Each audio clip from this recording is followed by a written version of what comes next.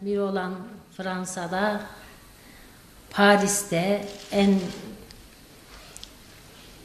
herkesin gözünün üzerinde olduğu bir mekanda, çok merkezi bir caddede bulunan Kürdistan Enformasyon Bürosu'na giren katiller 3 Kürt kadınını katlettiler.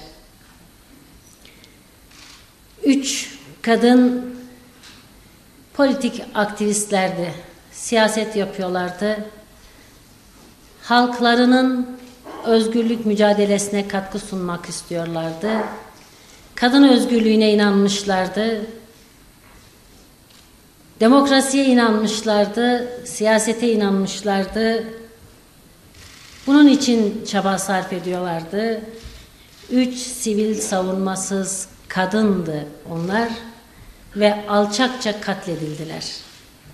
Bu katliamı yapanları ve arkasındaki güçleri lanetliyoruz, kınıyoruz. Onlar aslında o gün Sakine'yi, Fidan'ı ve Leyla'yı katlederek özgürlük mücadelesine gönül vermiş insanlara, tüm insanlığa bir gözdağı vermek istediler. Sakine'yi, Fidan'ı ve Leyla'yı katlederek Kürt halkına yürüttüğü özgürlük mücadelesine zarar vermek istediler. Kadın özgürlüğünü katletmek istediler. Kadın özgürlüğüne inananlara gözdağı vermek istediler. Bunlar zaten yeterince vahim şeylerdir.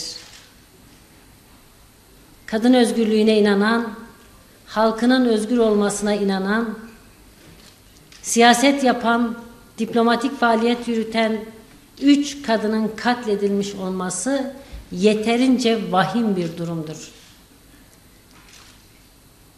Bir de Türkiye'de son birkaç haftadır kamuoyunun tartıştığı Kürt sorununu çözme konusunda başlatılan bir girişim sürecine denk gelmesi bu vahameti kat kat daha artırmıştır.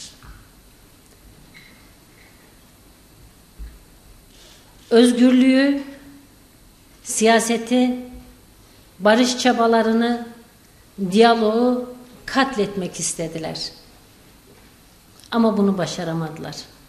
Başaramayacaklar da. Neden başaramadılar ve başaramayacaklar? Bu cümleyi bu kadar emin ve güçlü söylüyoruz. Başkaca büyük siyasi tahliller yapmaya gerek yok. Sakine Cansız'ın hayat hikayesine baktığımızda oradaki yaşananlar bize bunu bu kadar emin bir şekilde söyleme şansı veriyor. Sakine Cansız Dersim'in asi kızıydı.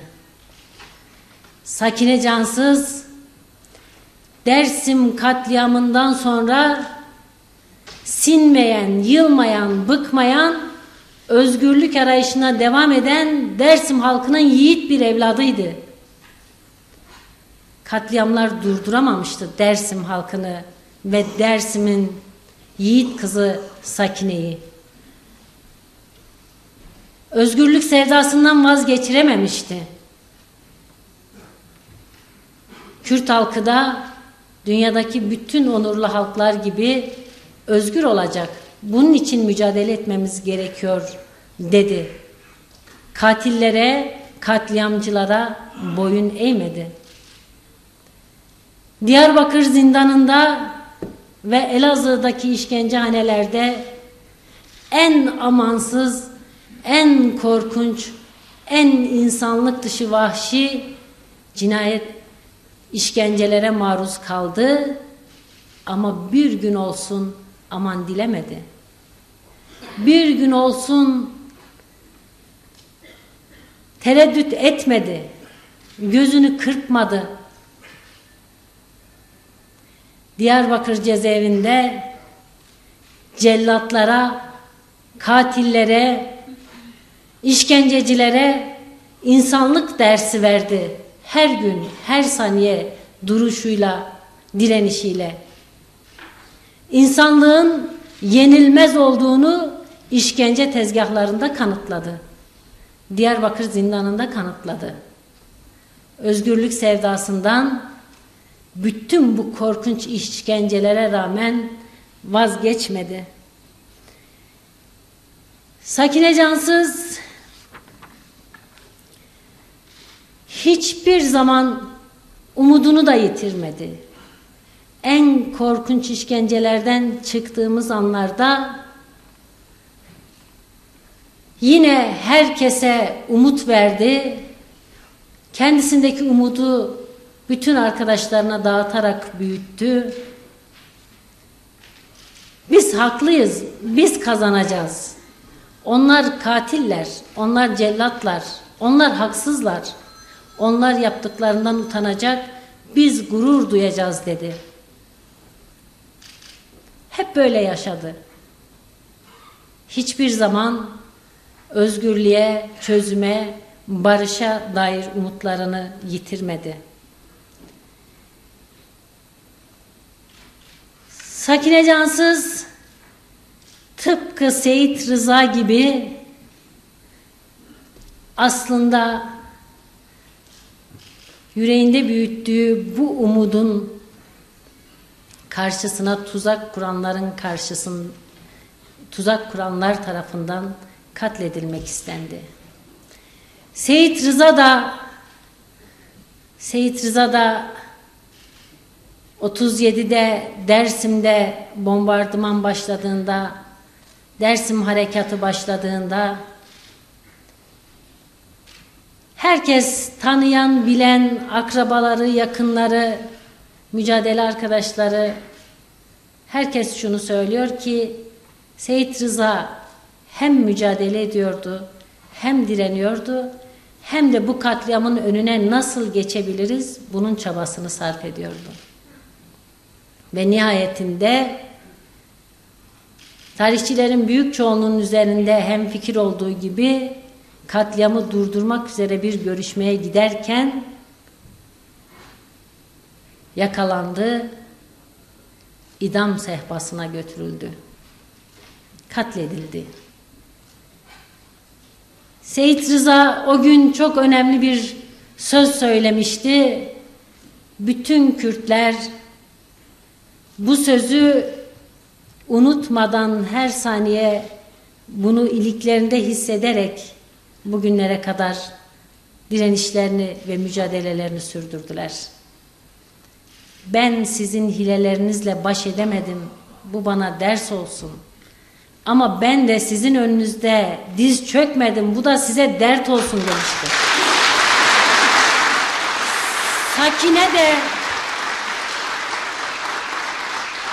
Sakine de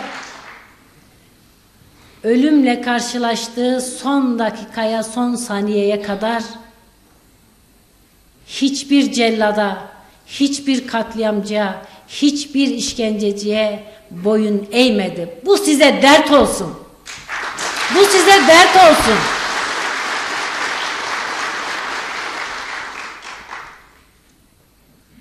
Sakine kahramandı. Sakine yiğitti. Sakine devrimciydi. Sakine katledilemez. Sakine öldürülemez. Ancak katilleri kalleşler, alçaklar, yüzlerini gizleyecek kadar korkaklar. Ve insanlık tarihinde lanetli olarak anılacaklar. Bugün Esat Oktay'a kimse sahip çıkmıyor ama herkes Sakine'nin işkenceciler karşısındaki duruşuna saygı gösteriyor. Yarın da böyle olacak. Tarih böyle yazılır. Bedeli belki ağırdır, faturası belki çok büyüktür ama tarih yazmak, tarihi kişilik olmak da böyle bir şeydir. Bedelsiz de olmuyor. Değerli arkadaşlar, Fidan Doğan Avrupa'da büyümüş, Kürt halkının değerlerini Avrupa'da büyümüş bir kadın olarak taşıyan, halkının özgürlük mücadelesine inanan, buna gönül vermiş çok başarılı bir diplomattı. Fidan Doğan'ı Avrupa'da tanımayan yoktur. Fransa'da tanımayan yoktur.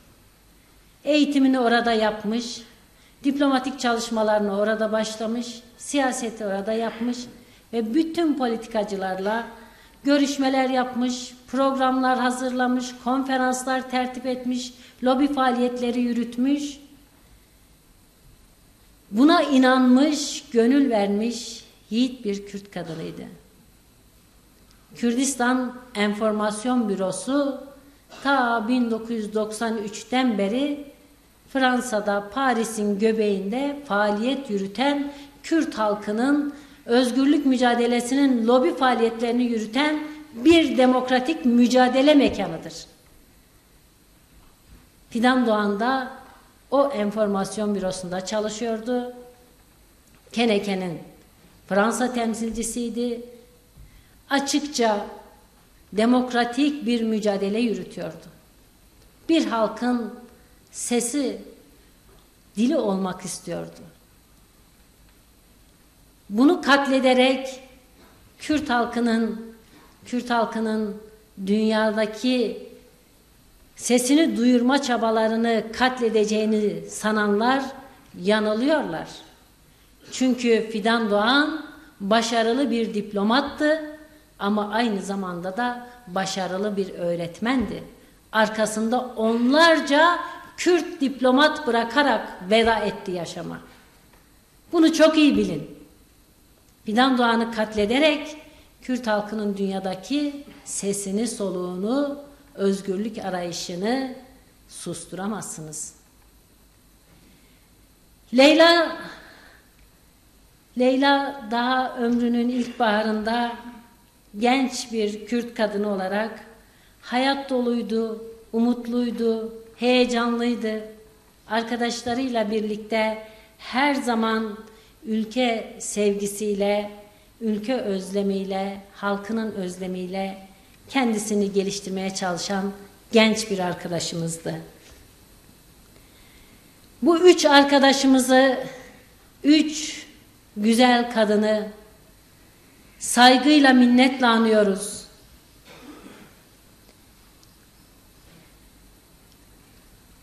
Ailelerine, dostlarına, arkadaşlarına, yoldaşlarına, tüm halkımıza başsağlığı diliyoruz. Özgürlüğe, barışa, çözüme, demokrasiye, insanlığa inanmış herkese başsağlığı diliyoruz. Çünkü onların temsil ettiği değerler bunlardı. Kadın özgürlüğüne inanmış tüm kadınlara başsağlığı diliyoruz. Ancak şunu da söylemeden geçemiyoruz. Bütün ölümler vakitsizdir. Ancak bu üç arkadaşımıza ölüm hiç yakışmadı. Hiç yakışmadı. Aşk olsun size. Aşk olsun. Bizi bırakıp gittiniz.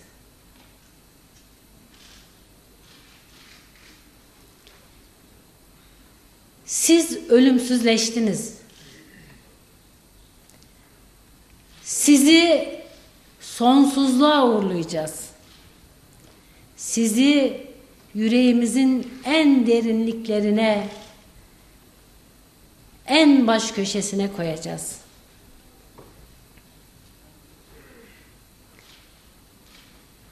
Çarşamba günü akşam Ahmet'te olacaksınız.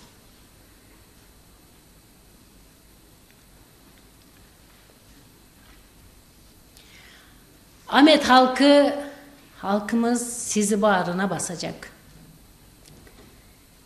Perşembe günü Ahmet'te çok görkemli bir törenle sizi ve temsil ettiğiniz değerleri saygıyla selamlayacağız. Cuma günü Sakine'yi Dersim'de, Fidan'ı Elbistan'da, Leyla'yı da Mersin'de toprağa vereceğiz.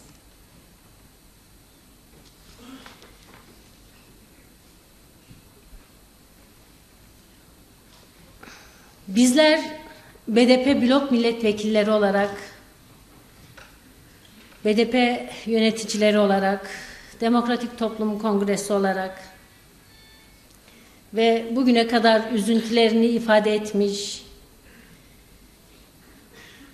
bütün sivil toplum örgütleriyle, kişileriyle, kurumlarıyla bu son görevimizi layıkıyla yerine getirebilmek için Ahmet'te olacağız, Dersim'de, Elbistan'da ve Mersin'de olacağız. Herkesi kendisine insanım diyen,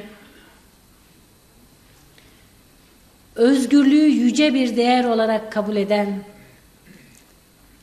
bu topraklara barış gelmesini isteyen, kadınların özgür olmasını isteyen herkesi bu buluşmada bizimle birlikte olmaya davet ediyoruz.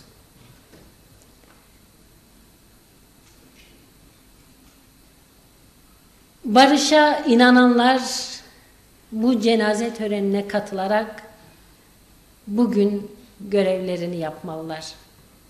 Çözüme inananlar bu cenaze törenlerine katılarak görevlerini yapmalılar, tutumlarını net bir şekilde ortaya koymalılar.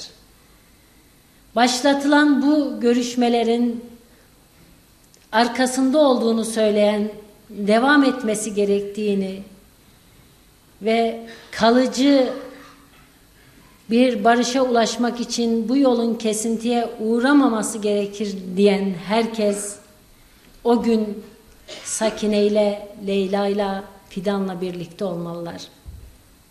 Kadın özgürlüğüne inanan herkes o gün bu 3 güzel kadınla birlikte olmalı ve son görevini yapmalı. Değerli arkadaşlar, bu saldırı hepimiz çok iyi biliyoruz ki Kürt halkına yönelik bir saldırıdır. Özgürlük mücadelesine yönelik bir saldırıdır. Kadın özgürlük mücadelesine yönelik bir saldırıdır.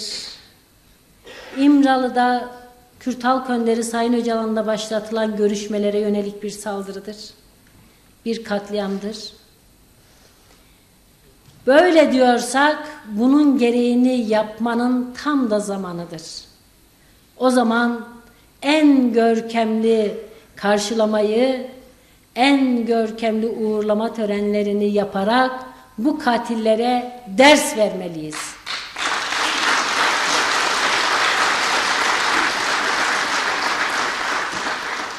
Ben buradan hükümete, mülki ve idari yöneticilerin tamamına seslenmek istiyorum. Her zaman bu tür süreçlerde en çok konuşulan şey samimiyet meselesidir. İşte bugün samimiyeti gösterme günü. Birinci sınavdan başarıyla geçilmedi. Paris'te bu katliam önlenebilirdi, önlenemedi. Herkes provokasyon olacak, birileri önünü kesecek dedi. Bunu göz göre göre önümüze gelen bir cinayet olarak işlenmesi gibi bir durumla karşı karşıya kaldık. O zaman çokça sözünü ettiğiniz samimiyet testinden geçmek için işte önünüzde bir imtihan.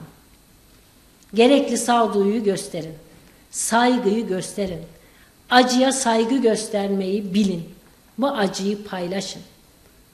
Madem hepimize yönelik bir saldırıydı, madem görüşmelere yönelik bir saldırıydı, madem Türkiye'nin büyümesini istemeyen güçlerin yaptığı saldırıydı, o zaman Perşembe günü tüm Türkiye tek yürek olmalı. Bu güçlere cevap vermeli. tavrını, tutumunu ortaya koymanın tam da zamanıdır. Herkes, cenaze törenlerine katılabilen herkes katılmalı, katılmayanlar da bulundukları yerlerde aynı tutumu ortaya koyan bir duruş ve yaklaşım içerisinde olmalı. Biz Fransa'da cumartesi günü yapılan protestoya katıldık. Gerçekten de o gün orada sadece Kürtler yoktu. Belediye başkanı vardı. İktidarda olan Sosyalist Parti'nin yöneticileri, milletvekilleri vardı. Avrupa Parlamentosu'nun üyeleri vardı. Sol Sosyalist Partilerin yöneticileri vardı. Fransa'daki kadın örgütlerinin temsilcileri vardı. Herkes oradaydı ve herkes büyük bir keder ve üzüntü içerisindeydi. Herkes katilleri lanetliyor, bu üç kadının mücadelesine duydukları saygıyı ifade ediyorlardı. Onun için bugün Türkiye'de de aynı tutumun sergilenmesinin zamanı ve vaktidir. Kimse bu vakti atlamasın. Ve hükümet kanadından yapılan gösteri, şov, provokasyon gibi lafları da hiç yakışık bu duruma denk düşen bir tanımlama olarak görmüyoruz. Tabii ki bu insanlar devrimciydi. Bu insanlar mücadele insanlarıydı. Bu insanlar özgürlüğü temsil ediyorlardı. Bu insanlar direnişi temsil ediyorlardı. Kadınlardı. Barışa, çözüme inanmışlardı. Siyaset yapıyorlardı. Buna yakışır bir tarzda halkımız en görkemli şekilde bunları sonsuzluğa uğurlayacaktır. Kürt halkının sevincine bir gerekçe bulurlar. Sanki provokasyonmuş bir sürecin kesilmesinin nedeniymiş gibi konuşurlar. Üzüntüsüne böyle derler. Kürt halkının duygularını da mı vesayet altına alacaksınız? Yani bu memleketteki vesayetler yetmedi mi? Duygularımızı da mı vesayet altına alacaksınız? Bunu yapamazsınız. Onun için bu söylemlerden, bu yaklaşımlardan vazgeçin. Size düşen görev bu acıya saygı duymak, paylaşma büyüklüğünü göstermiyorsanız bile hiç değilse saygı duymak ve insanların en görkemli şekilde bu cenaze törenini yapmalarına yardımcı olmak, gerekli kolaylığı sağlamaktır. Değerli arkadaşlar, ben katliama ilişkinde birkaç şey sizlerle paylaşmak istiyorum.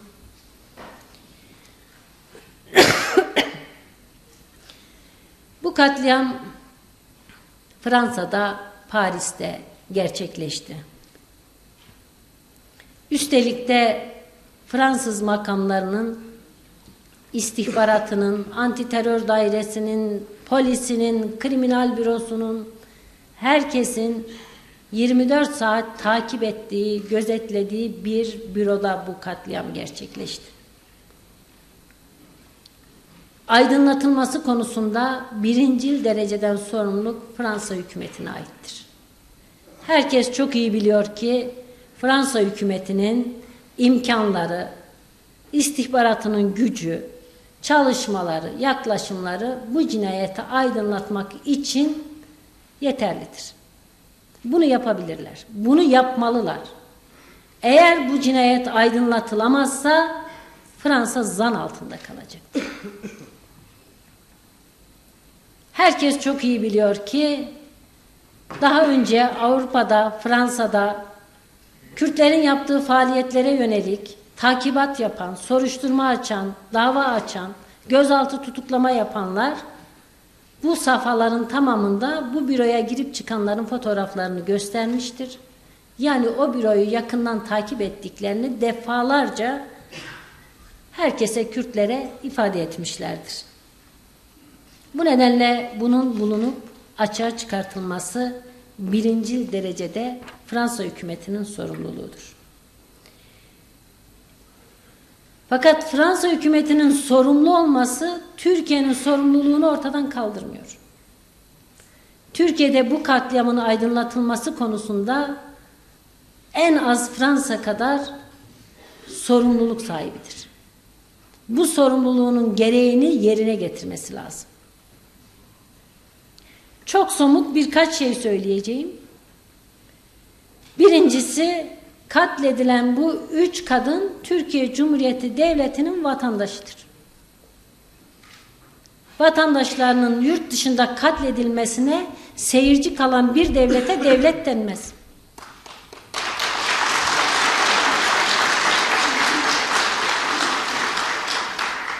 İkincisi, Türkiye'de yurt dışındaki, Avrupa'daki Kürtlerin faaliyetlerini çok yakından takip ediyor.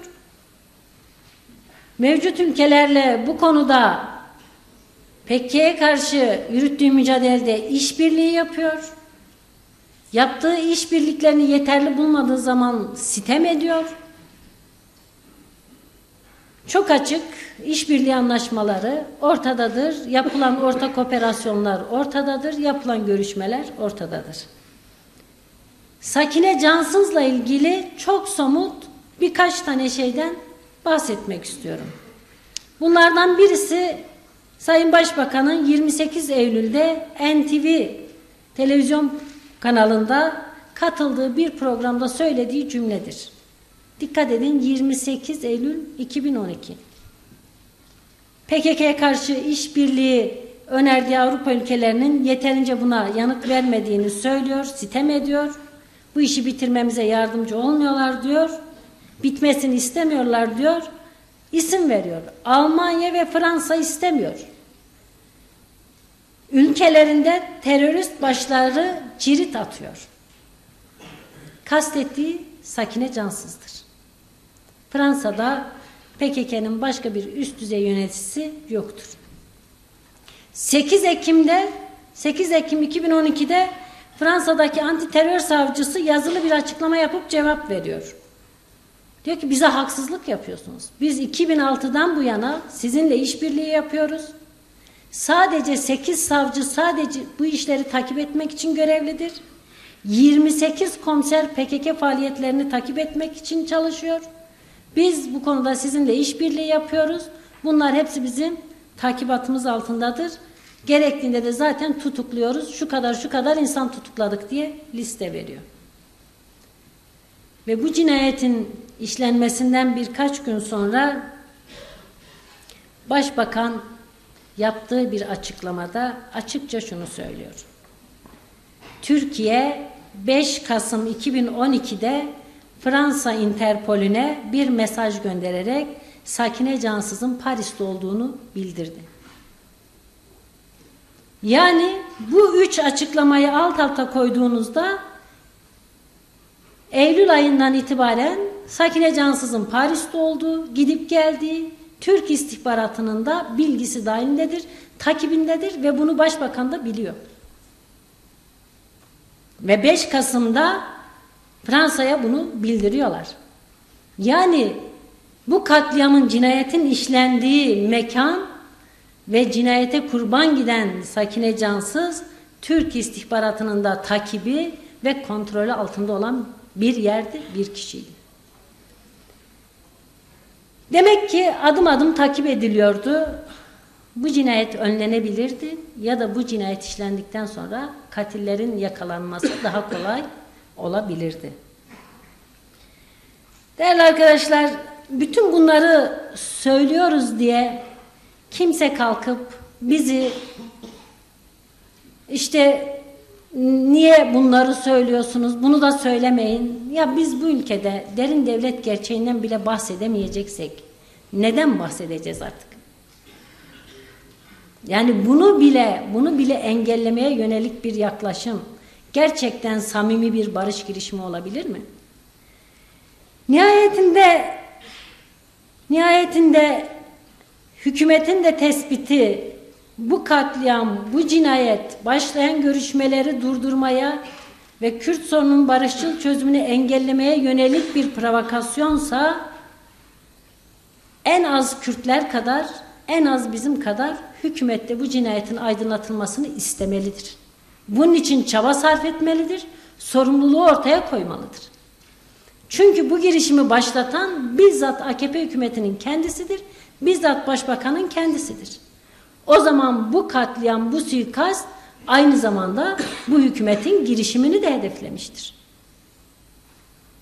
Bu nedenle buralarda hiç böyle demagoji yapmaya, peşinen başka adresler gösterip ortalığı bulandırmaya ve gerçek katillerin aradan kaybolmasını sağlamaya gerek yok. Herkes açıkça çözümden ve barıştan yanaysa, bu sürecin ilerlemesinden yanaysa, bu katliamın da aydınlatılması için sorumlu davranacak, çaba sarf edecek, en az bizim kadar katillerin yakasına yapışma konusunda ısrarcı olacak. Değerli arkadaşlar, Başbakanın evinin alt katındaki çalışma ofisine dinleme cihazı konuluyorsa bu ülkede, Başbakanlık makamına böcek konulabiliyorsa, dinleme yapılabiliyorsa, Türkiye'de karanlık güçlerin tamamen tasfiye edildiğini, ortadan kalktığını, böyle bir şey olmadığını kim söyleyebilir? En nihayetinde Başbakan da bunu söyleyemiyor. Sayın Başbakan kendisine yöneltilen bir soruya karşılık verdiği cevap daha 2-3 hafta önce vermiştir bu cevabı. Tamamen bitirdik, tasfiye ettik, böyle bir iddiada bulunmam mümkün değil demiştir. Böyle bir ortamda kim bütün güçlere kefil olabilir? Kim bütün güçlere ben kefilim? Türkiye bağlantılı hiçbir güç bu işe bulaşmamıştır, yapmamıştır kim diyebilir? Bu nedenle gerçekten de samimi olmak, gerçek bir çözümden yana olmak gerekiyor. Hükümet sözcüsünün bu cinayetten sonra yaptığı açıklamalar sürece hiçbir katkı yapmamıştır. Peşin hüküm bildiren, peşinen adres gösteren, gerçek katillerin aradan sıyrılmasına zemin sunan ve medyayı da bu doğrultuda yönlendiren bir tutum ve yaklaşım, bir söylem olmuştur. Bu söylem doğru değildir. Biz kimseyi peşinen mahkum etmiyoruz. Biz kimseyi tek başına adres göstermiyoruz. Biz sadece katillerin bulunmasını istiyoruz. Bu kadar açıktır. Ama kimse katillerin bulunmasını istiyoruz sözümüzü söylerken bunu da biçimlendirmeye, katil öyle olamaz, böyle olur, şurada olamaz, burada olur diye yönlendirmeye kalkışmasın. Uluslararası güçler varsa Türkiye ile Fransa büyük bir işbirliği içerisindedirler. İşbirliği anlaşmaları var. İkisi el ele verirler. Bu uluslararası güçleri de bulur çıkartırlar. Bulup onlar da çıkartsınlar. Biz peşinen başka bir adres göstererek gerçek katillerin kaybolmasını isteyenlerden değiliz. Değerli arkadaşlar, bir de bu durumun Kürt sorunun çözümüyle olan bağını çok ciddi derecede ele almak ve tartışmak lazım. Bugün hükümetin muhatap olarak kabul ettiği, görüşmelere başladığı Sayın Abdullah Öcalan tam 13 yıl önce zaten bu süreci başlatmak için Avrupa'ya çıkma kararı aldı. Tarihin bir görünen yüzü vardır, bir de gerçeği ve hakikati vardır. Türkiye hep yok işte biz şöyle kararlılık koyduk, bilmem savaş ihtimali vardı, Suriye barındırmak istemedi, bunun için çıktı Sayın Öcalan diyor. Ama bunun gerçek yüzü şudur ki Sayın Öcalan çözüm niyeti olmasaydı hükümetle görüşmeleri sürdürmezdi. O koşullarda ateşkes yapmazdı ve adres olarak da Avrupa'ya gitmezdi. Sayın Öcalan'ın kendisi daha o dönemde bu sorunu köklü bir çözüme kavuşturmak için adres olarak Avrupa'yı belirlemiştir. Ateşkes ilan etmiştir. Hükümetle görüşmeleri tuzak bile olsa ben bu görüşmeleri yapacağım diyerek kararlılığını ortaya koymuştur. Ama bunun karşılığında ne olmuştur? Uluslararası bir komployla Sayın Öcalan getirilip Türkiye'ye teslim edilmiştir. Ve o gün eğer sağduyulu bir yaklaşım, bir çaba ortaya konulmasaydı, Türkiye'yi, hepimizi çok büyük bir kanlı boğazlaşma bekliyordu. Sayın Öcalan çabalarıyla bunu önledi. İmralı sistemi bu barış çabalarının önüne de kurulmuş bir tuzaktı. Buna rağmen vazgeçmedi bu tutumundan. 13 yıl boyunca tek kişilik bir hücrede kalmasına rağmen gerçek, hakiki bir barışı tesis edebilmenin koşullarını oluşturmak için sürekli kendisini yeniden üretti. Bunun imkanlarını yaratmaya çalıştı.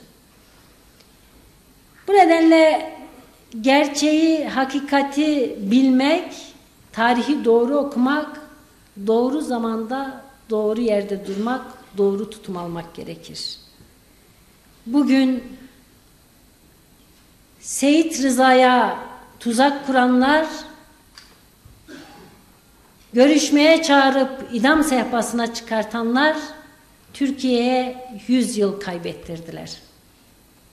Sayın Öcalan'a uluslararası bir komplo kurup getirip İmralı sisteminde mahkum etmeye çalışanlar Türkiye'nin 13 yılını çaldılar. Şimdi bütün bu gerçekleri görerek hakiki büyük bir barışa hazır mı hükümet? Bunu soruyoruz. Kimse küçük hesaplarla, iktidar mahkemeleriyle, başka şeylerle bu sürece yaklaşamaz. Bu vebali ağır bir süreçtir. Binlerce insanın, binlerce genç insanın toprağa düşmesine neden olan bir sorunla ilgili konuşuyoruz. Herkesin ciddi olması lazım. Herkesin nasıl bir şeyle karşı karşıya olduğunu bilmesi lazım. Ve bunun ciddiyetiyle, bunun sorumluluğuyla sürece yaklaşması lazım. Biz böyle yaklaşıyoruz. Biz Sayın Öcalan'la İmralı'da başlatılan görüşmeleri geç kalmış, doğru süreç olarak görüyoruz ve arkasındayız.